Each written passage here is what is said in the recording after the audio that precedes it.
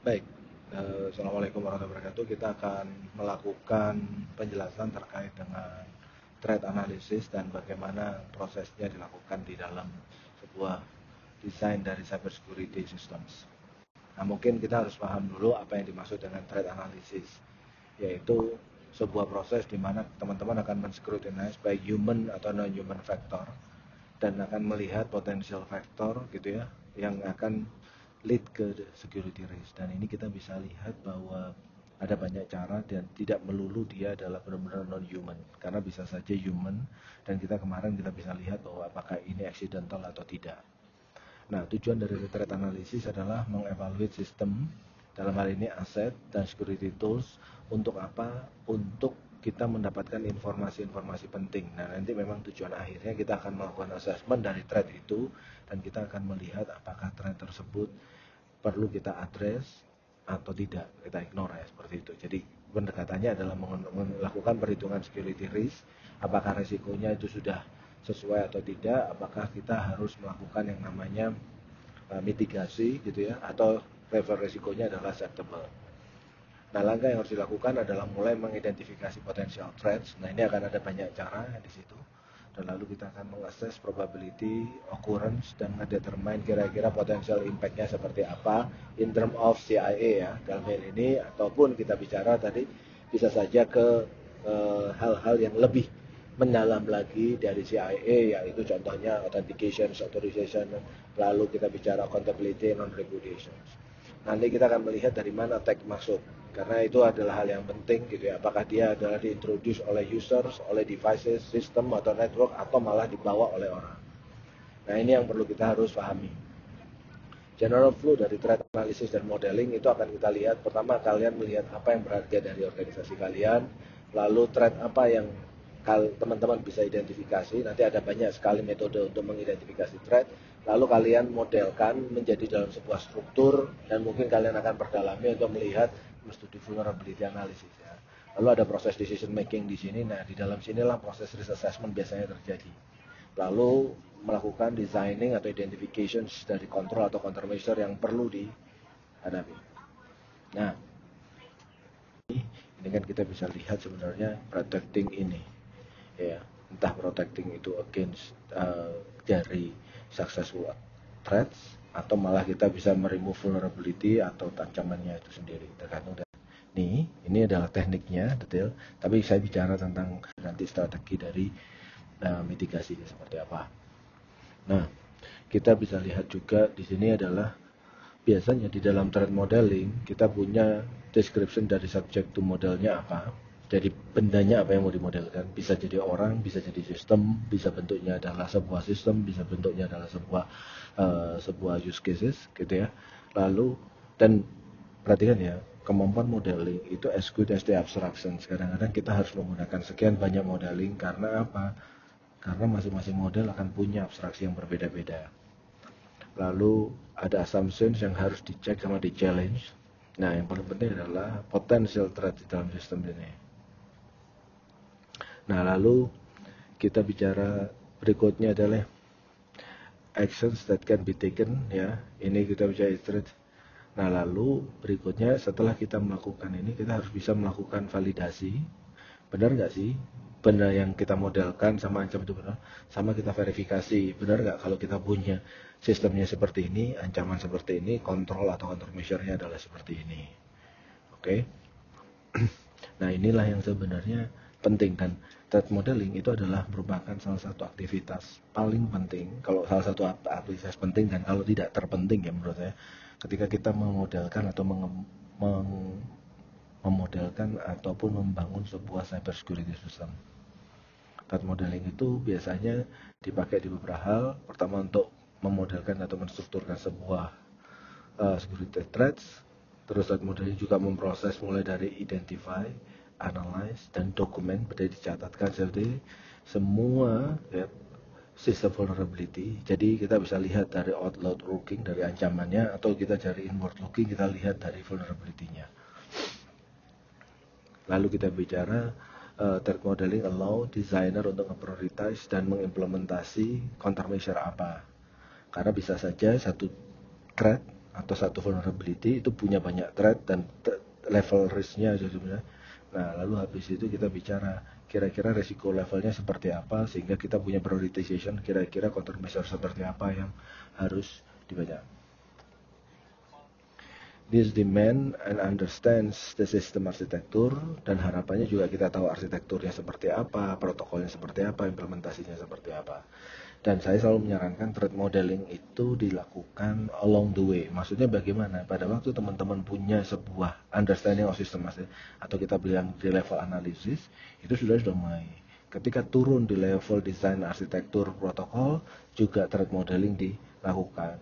Pada waktu turun sampai pada waktu implementation of the system, so network real detailsnya, softwarenya seperti apa, datanya seperti apa, itu juga dilakukan. Karena setiap tahap bisa saja gitu ya, kita melihat sebuah ancaman baru yang muncul karena pilihan-pilihan arsitektur, desain, ataupun pilihan-pilihan dari implementasi kita. During kadang-kadang kita juga harus mengetek yang namanya attack surface. Nah, attack surface ini ekuivalen dengan vulnerability ya, seperti itu ya. Baik itu logically kita bisa group itu threat model as a part of the requirement or design. Jadi memang threat modeling ini adalah artifact yang dilakukan pada waktu analisis dan desain dari sebuah sistem engineering, seperti itu. Terus habis itu good idea identify to separate gitu ya, antara security development life cycle dengan software development life cycle, walaupun itu berjalan security dan sistem itu align hand to hand. Ada beberapa komponen utama dari sebuah threat modeling. Saya belum bicara terkait dengan spesifik dari threat modeling seperti yang tadi sudah di generalnya seperti apa. Yang pertama adalah kita bicara aset, tadi sesuatu yang atau objek, sesuatu yang berharga yang harus menjadi objek dari protections, gitu ya. Terus kita bicara di sini nanti kita harus melihat value yang di atas seperti apa, asetnya itu nature-nya seperti apa, apakah dia tangible atau intangible, gitu ya. Terus lalu aset ini relate dengan siapa? Karena bisa saja ancamannya terkait dengan brand, tapi habis itu kita turunkan, oh ya ini berarti kontribusi utamanya dari brand ini adalah sebuah customer.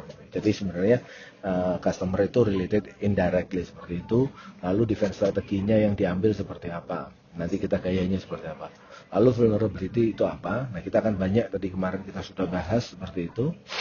Ya, bagaimana waktu atau proper defense yang kita harus mau pakai, tawarkan untuk handle ini.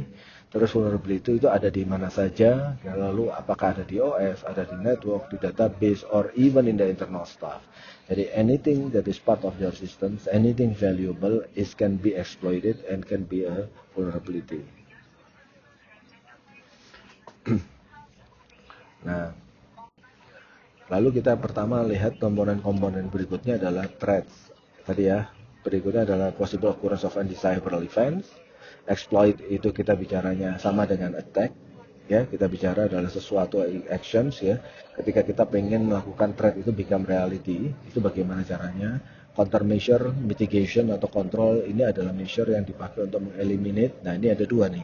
Eliminate vulnerability atau mereduce attack surface atau mereduce yang namanya threat seperti itu. Jadi tergantung nanti nature-nya seperti apa. Begitu, ini adalah komponen-komponen utama yang Anda lakukan ketika Anda melakukan pemodelan dari threat modeling.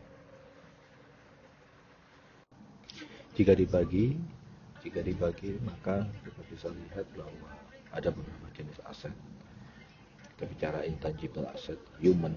Di dalam konteks ini kita biasanya bicara terkait dengan human as a human capital, gitu ya. Lalu kita bisa lihat lagi software, intangible assets, yang memang kadang-kadang value-nya lebih mahal daripada value dari physical assets. Lalu hardware dan infrastructure, kita bicara hardware itu bisa saja komputer, mesin, dan kawan-kawan. Infrastructure itu kita bisa lihat data center, network, dan sepertinya. Lalu ada intangible asset dalam bentuk data and documents, gitu ya, dan lain sebagainya.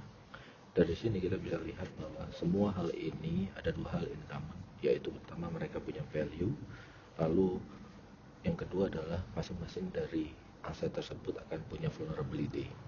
Ya, dan bisa saja vulnerability dari sebuah aset, let's say hardware, gitu ya, ketika dieksploit dia akan mengkompromis yang namanya software, mengkompromis yang menimbulkan value dari human itu akan turun, atau value dari data akan turun. Jadi tidak selalu isolated vulnerability dari sesuatu, maka akan kena itu sendiri. Ketika kita bicara contohnya, nah yang perlu kita harus lihat adalah bagaimana kita memformulasikan security concern atau security goals gitu ya. Kita bicara belum sampai di dalam security requirements. Jadi kalau security requirements nanti kita akan bilang bahwa ketika kita punya goalnya seperti ini dan ancamannya seperti ini, maka kontrol itu bisa kita anggap sebagai security requirement. Contohnya kita bicara terkait dengan asset contact information gitu ya. Kita bicara confidentiality gitu ya. Kita bicara nggak ada PII kita. Ya, anggap aja kita contohnya kita bicara terkait dengan pipa migas gitu, kayak ada biaya jadi nggak perlu ada rahasia di situ terkait dengan apa. Tapi terkait dengan materials gitu ya, kita bicara bagaimana orang mengakses material-material yang ada di perusahaan kita. Itu boleh pakai publik melakukan ini, tapi mereka harus melakukan login terlebih dahulu. Seperti itu. Jadi ini adalah security goals. Karena bisa saja kita perlu bahwa sebuah aset tadi itu sensitifnya terhadap CIA, triple A atau non-repudiations. Bagaimana terkait dengan material? Kalau bisa available 24/7. Tapi ada yang bisa bilang, enggak, hanya available 5 hari saja. Kalau kita bicara, kalau kita punya komentar di website atau apa seperti itu perlu nggak dia available? Ya sudah, dia perlu available, tapi kalau kehilangan satu pekan lah.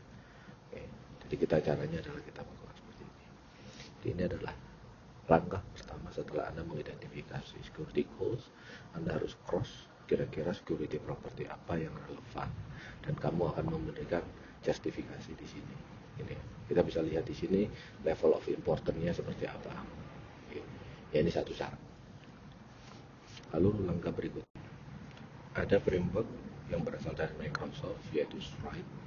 Dia adalah kependekan dari spoofing, tampering, repudiations, information disclosures, denial of service, and elevation of privilege. Jadi kalau kita bisa lihat di sini, kita bicara orang ketika bicara spoofing itu kan sebenarnya dia mencoba menyerang yang namanya authentications.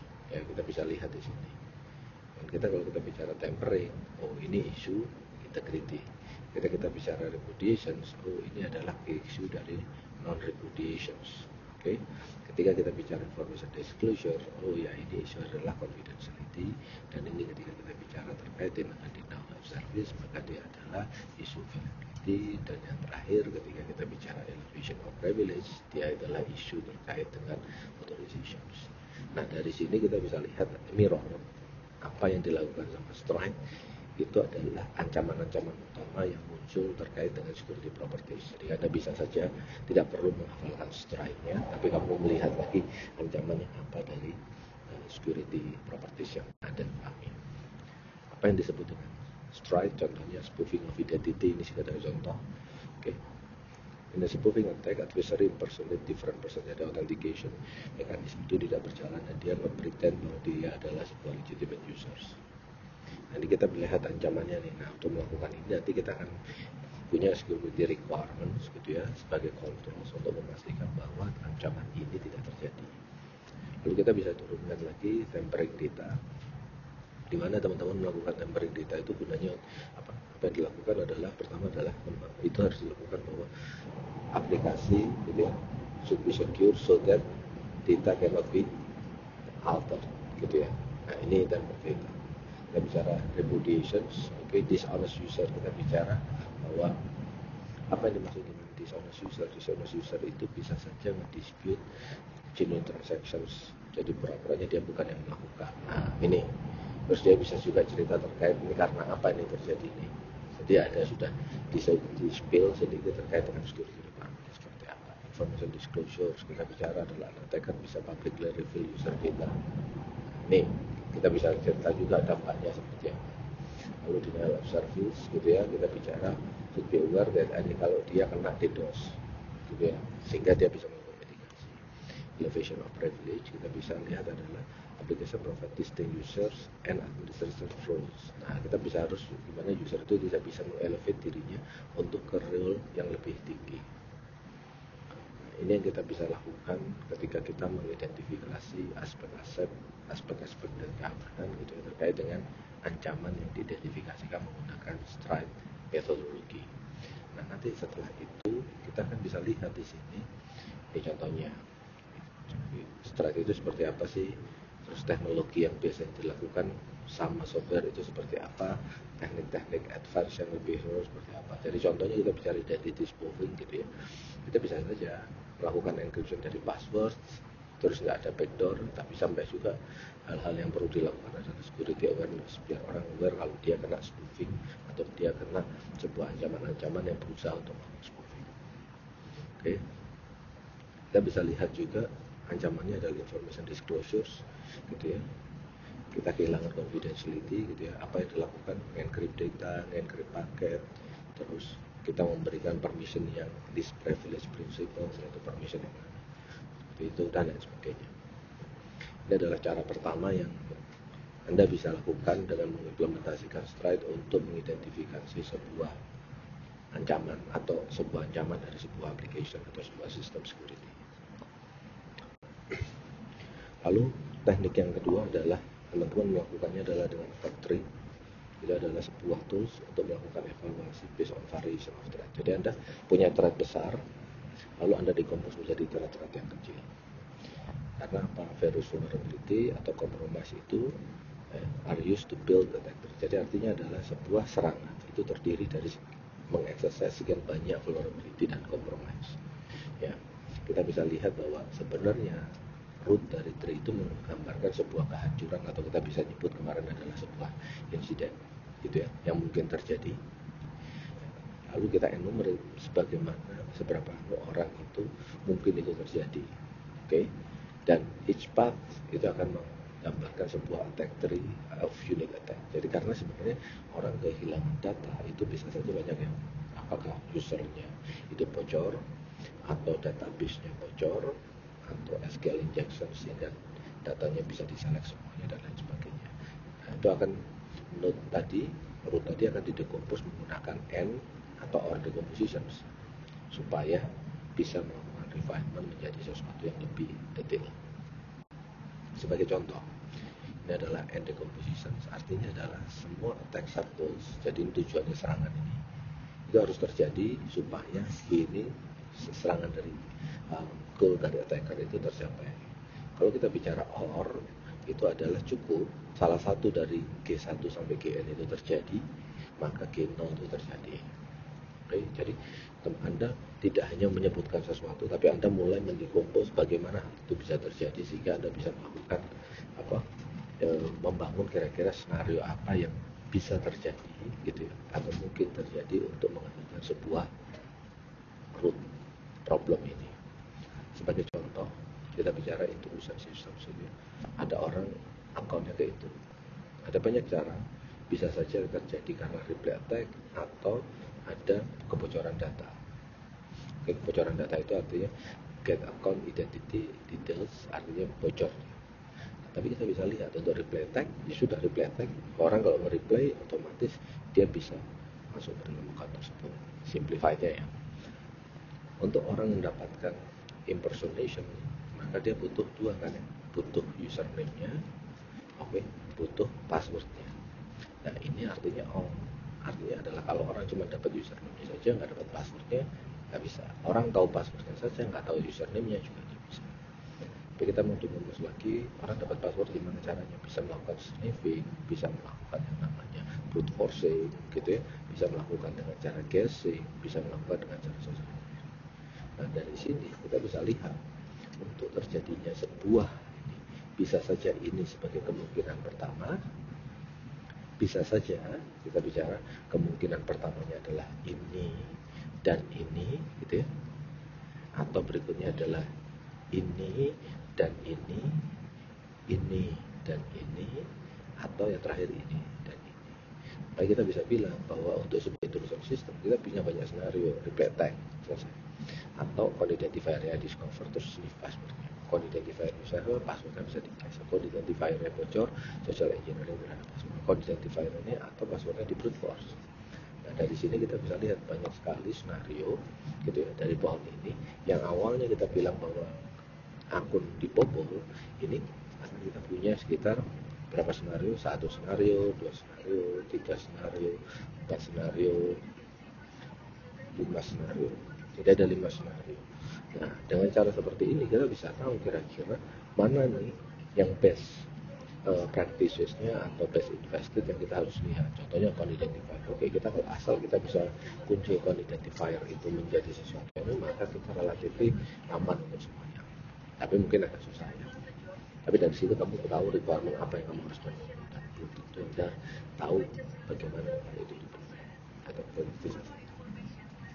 Kita bisa lihat contohnya dengan cara mereduce attack surface dengan mengeliminate of this altogether.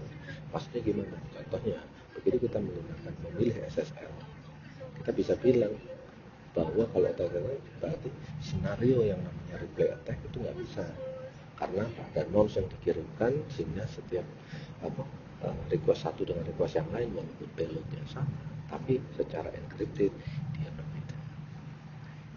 Jadi mereka menggunakannya adalah dengan cara mereduce attack surface-nya dengan mengimplementasikan SSL. Nah, gambar ini yang menjadi hal penting. Nanti kalau kita bicara apa yang disebut attack surface berikutnya. Teknik yang kedua yang harus disebutkan adalah kita bisa saja melakukannya adalah dengan cara melihat dari point of view dari enemy target. Ya, karena apa?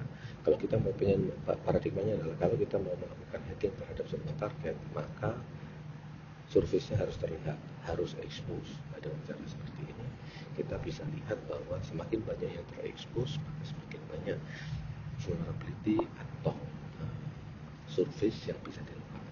Nah, ini kalau kita pakai metafor, kita bisa lihat kenapa kok kita punya trenches, punya bunker, gitu, punya benteng. Itu kan sebenarnya melakukan choking point sehingga apa? Bagian yang terekspos oleh attacker, gitu ya, oleh enemy itu kita makin kecil. Firewall itu salah satu contohnya. Bahkan di beberapa orang menggunakan camouflage of an object to prevent apa? Karena attack, supaya apa? Benar-benar akhirnya attack surface-nya kalau bisa tidak terlihat.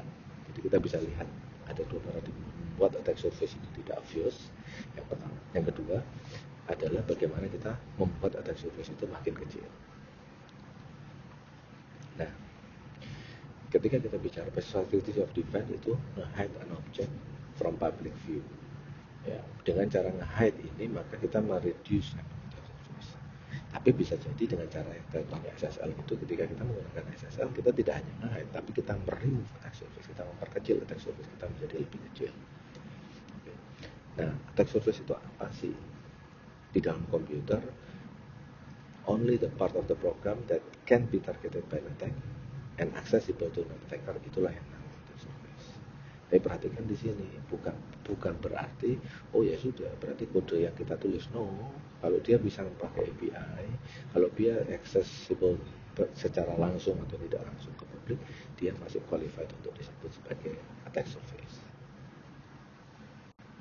Selanjutnya ini adalah sekedar contoh, gitu ya. Contohnya attack surface itu adalah di dalam aplikasi adalah union dari apa? Kode, interface, services, protokol, dan all practices yang expose ke user. Maksudnya gimana all practices? Contoh, ketika Anda tahu bahwa saya penggemar Python, maka sebenarnya practices Python itu jadi hal yang perlu. Siapa tahu orang Python itu sukanya begini, paling males kalau ini, seperti itu. Jadi tidak hanya teknologi stack yang kita pakai, tapi tapi kebiasaan orang atau practices dari orang yang menggunakan teknologi stack itu jadi hal yang menarik. Nah, attack surface itu serve beberapa. Kalau sebagai kita dalam point of view design systems, kita harus selalu menganalisis attack surface kita dan berusaha mereduce itu. Dengan cara mereduce attack surface, harapannya attack risk itu juga terlalu reduce. Oke. Nah, reduction of ini biasanya ngefokus bagaimana area dari aplikasi, sistem atau kode di sini itu bisa accessible ke user, baik unauthorized atau authorized users. Sebagai contoh, kalau kita bicara di Akademi GTBAJ ini, itu ada aplikasi yang main itu adalah harus authorized users, tapi ada beberapa bagian yang accessible through unauthorized users. Nah itu juga harus hati-hati, jangan sampai unauthorized itu termasuk attack surface yang besar ya. Itu akhirnya orang bisa jumping dari unauthorized menjadi authorized, dari mahasiswa menjadi dosen dan lain sebagainya. Karena satu lain hal. Untuk chief understanding, kalian harus tahu entry point-nya dari mana dan trust level yang dibutuhkan untuk akses bagian kode itu ada bagian sistem itu seperti apa. Biasanya akan ada authentication sama authorization check di sini, dan ini termasuk salah satu vulnerability yang paling sering terjadi. Ya, attack surface itu help understand the area can be targeted by an attack. Ya, nanti biasanya modelnya adalah bentuk sebagai pohon seperti yang kemarin ya, seperti yang tadi kita bicarakan di attack tree gitu ya. Oke, to analyze possible threat. Biasanya kita bicara attack surface, attack tree gitu ya, atau attack graph. Nanti kalau kita bicara lebih kompleksnya, sebenarnya kan tree itu adalah graph ya, karena bisa saja satu thread itu lead kedua atau higher top ya, itu jadinya kan graph. Nah ini dipakai hand on hand, karena dengan cara menggunakan attack surface Anda tahu apa saja top level attack goal-nya tadi ya. Tapi dengan cara kamu punya attack graph atau attack tree, Anda bisa menstrukturkan kebergantungan vulnerability atau sebuah ancaman ke sebuah insiden. Oke. Ini contohnya kalau bagaimana kita melihat di sini. Jadi ada bilang enablernya seperti apa, channel protokolnya gimana, access right-nya gimana. Kita bisa bilang bahwa semakin access right-nya itu powerful, enablernya itu banyak, protokolnya terbuka oleh apapun, berarti attack surface-nya luar biasa besar. Semakin bahwa harus admin doang dan bisa mengaksesnya cuma bagian kode ini melalui web service di kampus ITB, nah berarti attack surface-nya jadi sangat kecil. Oke. Ini adalah contoh attack surface menurut Howard di tahun 2003. Open socket, RPC, pipes name, service, dan lain sebagainya. Oke, kita bisa simplifikasi kurang lebih seperti ini. Semakin dia diakses oleh lokal dan oleh admin doang, maka attack surface-nya kecil. Yang paling bahaya adalah kalau dia bisa diakses secara remote oleh user yang tidak authenticated, jadi anonymous. Itu attack surface-nya besar.